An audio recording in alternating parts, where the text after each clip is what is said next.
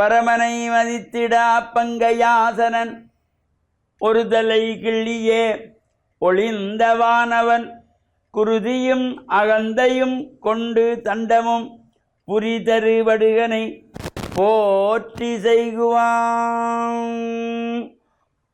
ஓம் நமச்சிவாய. மேன்மைகள் சைவநீதி விளங்குக உலகமெல்லாம். நோயற்ற வாழ்வே குறைவற்ற செல்வம். அந்த நோய் நொடிகள் இல்லாத வாழ்வு இந்த உலக மக்கள் எல்லோரும் வாழ வேண்டும் என்று கலியுகத்தின் காந்தமலை ஜோதியாகிய சபரிமலை சுவாமி ஐயப்பனுடைய திருவடிகளை சிறந்தாழ்த்தி டான் தமிழொலி ஓம் தொலைக்காட்சி நேயர்கள் அனைவருக்கும் சர்வதேச இந்து மத குறிப்பீடம் அகில இலங்கை சபரிமலை ஸ்ரீ சாஸ்தாபுரத்தின் சார்பில் இனிய வணக்கங்களும் நல்லாசிகளும். என்றும் மங்களகரமான விஸ்வாவசு வருஷம் ஆனி மாதம் 4ஆம் நாள் 18/6/2025 புதன்கிழமை. இன்று மலர்ந்திருக்கின்ற இன்றைய பொழுதும் நம் எல்லோருடைய வாழ்விலும் எல்லா விதமான சிறப்புகளும் வெற்றிகளும் கிடைக்க வேண்டும் என்று இறைவனை பிரார்த்தித்து இஷ்ட தெய்வங்கள் குலதெய்வங்கள் பாரம்பரிய தெய்வங்களையும் வணங்கி பெற்றோர்கள் பெரியோர்கள் குருவானவர்கள் ஆசிரியர்களுடைய அன்பையும் ஆசையையும் பெறுகின்ற பொழுது எந்த நாளுமே நமக்கு நல்ல நாளாக அமையக்கூடியது. இப்பொழுது இந்த ஆனி மாதம் மலர்ந்திருக்கிறது. பல்வேறு ஆலயங்களிலே இந்த ஆனி மாதத்திலே குறிப்பாக சிவன் ஆலயங்கள் அம்பாள் ஆலயங்களிலே முக்கியமாக இந்த ஆனி மாதத்தினுடைய சிறப்பு. சிவன் ஆலயங்களிலே அம்பாள் ஆலயங்களிலே ஆனி உத்தரத்தை முன்னிட்டு சிவனுக்குரிய நாளிலே சிவனுடைய ஆலயங்களிலே இந்த உற்சவம் நடைபெறும்.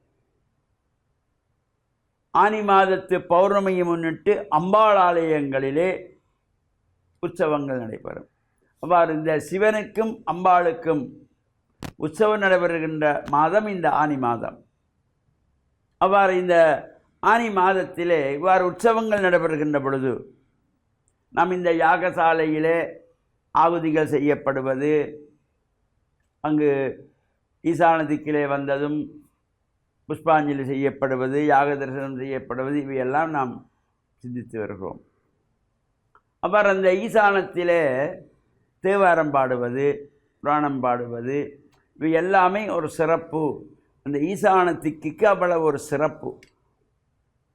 இந்த அஷ்டதிக் பாலகர்களுக்குள்ளும் இந்த ஈசானம் என்று வந்தவுடனே அங்கே சிறப்பான பூஜைகள், அபிஷேக வழிபாடுகள், பிரார்த்தனைகளோடு வேத மந்திரங்கள், தேவார புராணங்கள் எல்லாம் ஓதப்படுகின்ற ஒரு சிறப்போடு கூடியதால் அந்த ஈசான திசை.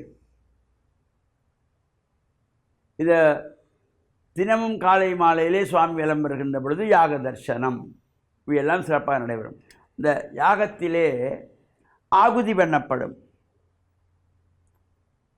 அங்கே அக்னியின் மூலமாக இந்த கோமாதிகள் நடைபெறும், ஹோமங்கள் நடைபெறுகின்ற பொழுது பல்வேறு வகையான தானிய வகைகள், சமைத்து வகைகள், வேர் வகைகள், பட்டை வகைகள், பால், தயிர், தேன், நெய், இன்னொரு திரவியங்கள் எல்லாம் இந்த ஆகுதி செய்வார்கள்.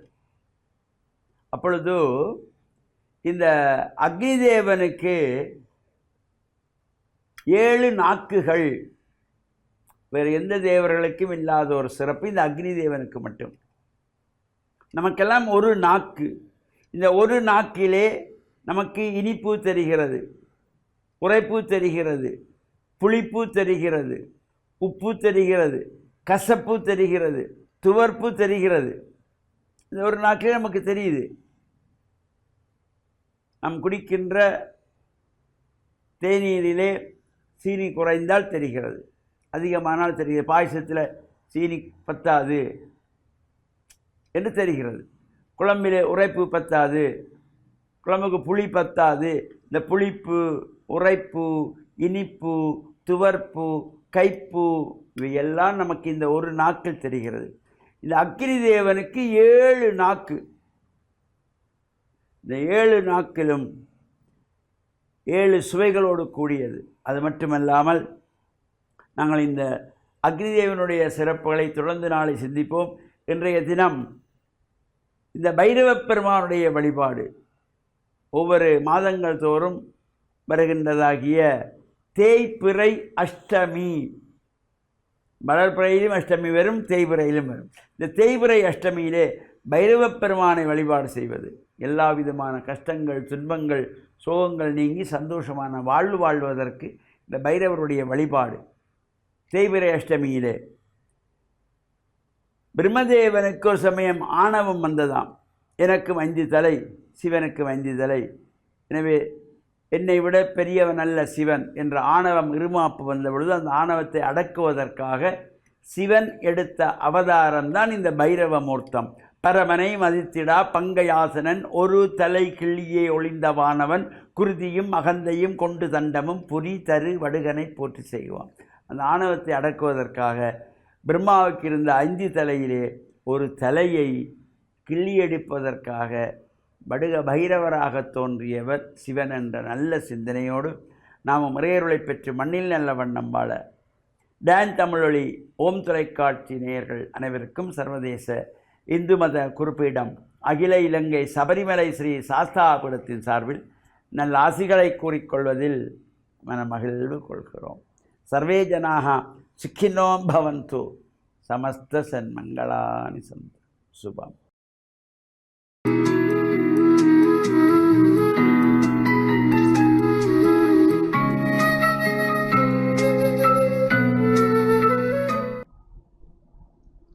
இறையேசுவில் என் அன்பு நெஞ்சங்களே, கிறிஸ்தவ நற்சிந்தனை வேளையில் உங்களை சந்திப்பதிலே எனக்கு மிக்க மகிழ்ச்சி.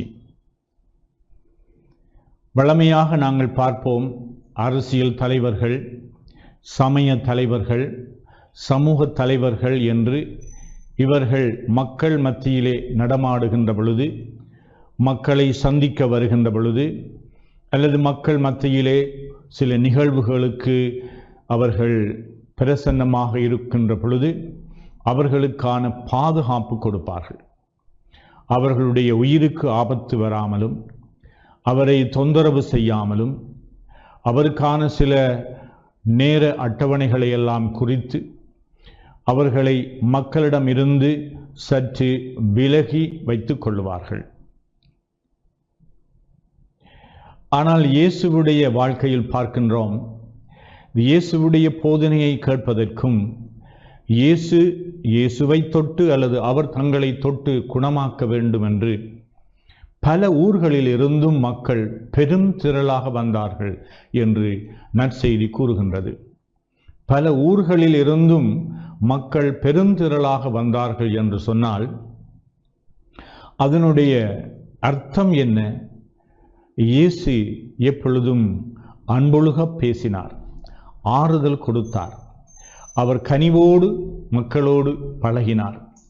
அவருடைய இரக்கம், அவருடைய கருணை, அவருடைய அரவணைப்பு, அவருடைய அணுகுமுறை, அவருடைய ஆதரிப்பு அனைத்தும் மக்களுடைய உள்ளங்களை கொள்ளை கொண்டது. இந்த இயேசுவுடைய ஆளுமையிலே இத்தகைய உயர்வான மனிதநேய பண்புகள், இறைவன் உடைய பண்புகள் அனைத்தும் மிளிர்ந்து கொண்டிருந்தபடியினால் மக்கள் பெருந்திரளாக அவரை நாடி ஓடி வந்தார்கள். கிறிஸ்தவர்களாகிய நாமும் அடுத்தவர்கள்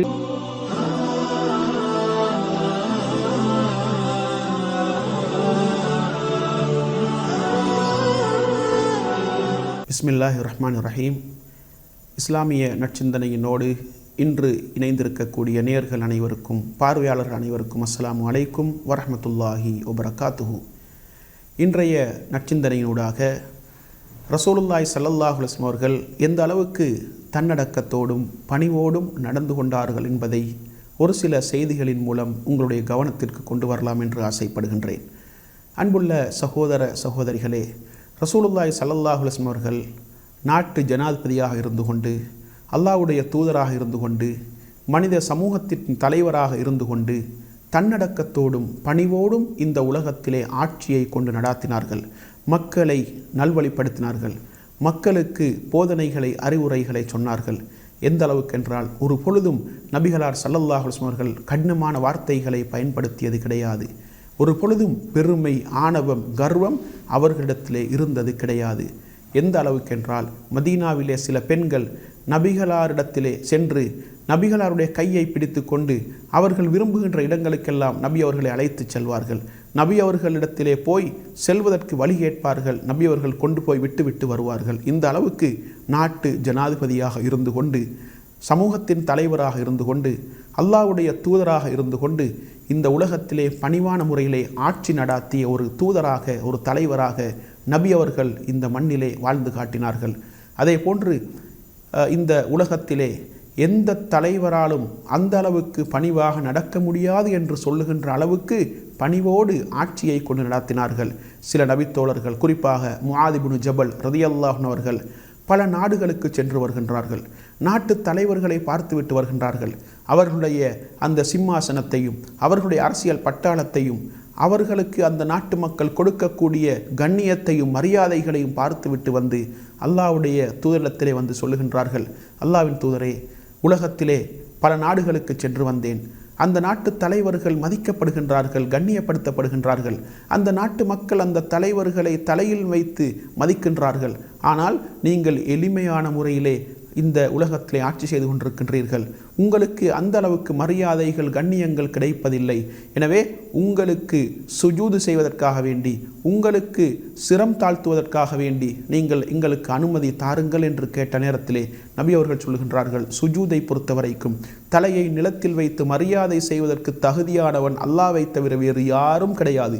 வேறு யாருக்கும் அப்படியான மரியாதை கொடுக்கப்படக்கூடாது என்பதை நபி அவர்கள் தோழர்களுக்கு அறிவுரை சொல்கின்றார்கள்.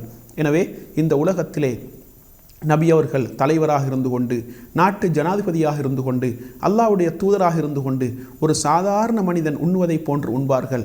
ஒரு சாதாரண குடிமகன் குடிப்பதை போன்று குடிப்பார்கள். சில பொழுதுகளில் நபிகளாருடைய வீட்டிலே பல மாதங்களாக அடுப்பு மூட்டப்படாத அளவுக்கு கஷ்டத்தோடும் நபி அவர்கள் எளிமையான முறையிலே இந்த உலகத்திலே ஆட்சியை கொண்டு நடாத்தினார்கள். மனித சமூகத்திற்கு வழிகாட்டினார்கள். சில நேரம் சில வெளிநாட்டு தூதுக்குழுக்கள் நபிகளாரை சந்திப்பதற்காக வேண்டி வருவார்கள். சஹாபாக்களோடு, தோழர்களோடு நபி அவர்கள் அமர்ந்திருப்பார்கள். அந்த நேரத்திலே அவர்கள் உங்களில் முகம்மது யார் என்று கேட்டுதான் நபி அவர்களை அறிந்து கொள்ள வேண்டும். அந்த அளவுக்கு தன்னுடைய தோழர்களோடு ஒருவராக சரிசமனாக அவர்களோடு அமர்ந்திருப்பார்கள். எளிமையான முறையிலே அமர்ந்திருப்பார்கள். சில நேரம் பாயில் நபி அவர்கள் உறங்குவார்கள். அந்த பாயின் அடையாளங்கள் அவருடைய மேனியிலே இருக்கும். அந்த அளவுக்கு ஒரு எளிமையான வாழ்க்கை நபிகளாருடைய வாழ்க்கை என்பதை இஸ்லாம் எங்களுக்கு தெளிவாக சொல்லுகின்றது. எனவே பணிவோடும் தன்னடக்கத்தோடும் எளிமையான முறையிலும் இந்த உலகத்திலே மிகச்சிறந்த ஒரு ஆட்சியை மக்களால் சிலாகித்து புகழ்ந்து சிறப்பித்து பேசப்படுகின்ற ஒரு ஆட்சியை இந்த உலகத்திலே நடாத்தினார்கள் என்றால் நபிகளார் ஸல்லல்லாஹு அலைஹி வஸல்லம் அவர்கள் ஒரு முன்மாதிரி மிக்க தலைவர் என்பதை நாங்கள் புரிந்து கொள்ள வேண்டும். எனவே எளிமையான முறையிலே தன்னடக்கத்தோடும் பணிவோடும் தன்னுடைய குடிமக்களை வழிநடாத்தி மார்க்க ரீதியாக அவர்களை பண்படுத்தி பக்குவப்படுத்தி இஸ்லாத்தை நடைமுறைப்படுத்துகின்ற ஒரு பக்குவத்தை அவர்களில் ஏற்படுத்தி ஒரு முன்மாதிரி மிக்க தலைவராக, ஆட்சியாளராக, ஒரு ஜனாதிபதியாக இந்த உலகத்திலே அல்லாஹ்வுடைய தூதை நபி அவர்கள் எத்தி வைத்தார்கள். எனவே நபி அவர்களை எங்களுடைய வாழ்க்கையிலும் நாங்கள் முன்மாதிரியாக கொண்டு பணிவாகவும் தன்னடக்கத்தோடும் ஆன்மீக வாழ்க்கையிலே, ஆன்மீக பாதையிலே பயணிப்பதற்கு வல்லவன் ரஹ்மான் எனக்கும் உங்கள் அனைவருக்கும் துணை புரிவானாக. வாஹிரு தஅவானா அனில் ஹம்துலில்லாஹி ரப்பில் ஆலமீன்.